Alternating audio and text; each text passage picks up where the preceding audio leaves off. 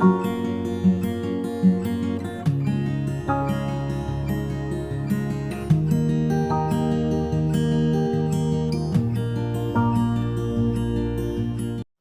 ছাত্ৰ-ছাত্ৰীসকল,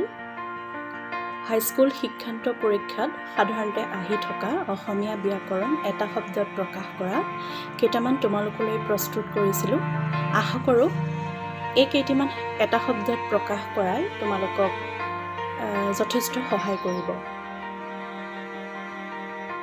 1 নম্বৰ, কৰিবলগীয়া কাম কৰ্তব্য, যাক সহজে লাভ কৰা যায় সুলভ, যাক পাবলৈ টান দুৰ্লভ, যাৰ পুত্ৰ নাই অপুত্ৰ, যি সংকল্প কৰিছে কৃত সংকল্প,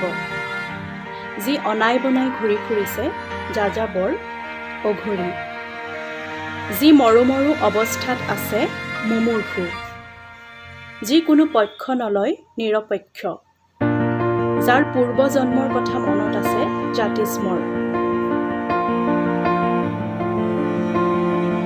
আনৰ দোষ দেখা স্বভাৱ অসূয়া,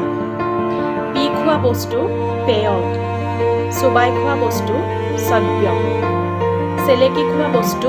লজ্জ, চুহি খোৱা বস্তু শুষ্য, যাক নিবাৰণ কৰিব নোৱাৰি অনিৰ্বাৰ্য, যাক পৰিহাৰ কৰিব নোৱাৰি অপৰিহাৰ্য, যি কথা কোৱা উচিত নহয় অকথ্য, যি কণীৰ পৰা জন্মে অণ্ডজ, যি সমাপ্ত হোৱা নাই অসমাপ্ত, যি শক্তিক পূজা কৰে শাক্ত, যি বিষ্ণুক পূজা কৰে বৈষ্ণৱ,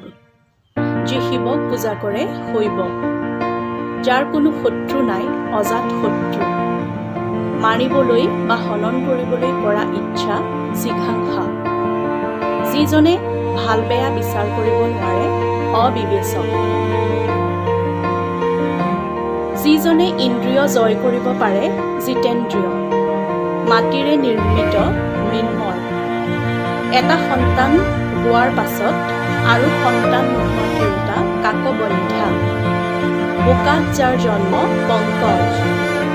ব্যাকৰণত যি পাৰদৰ্শী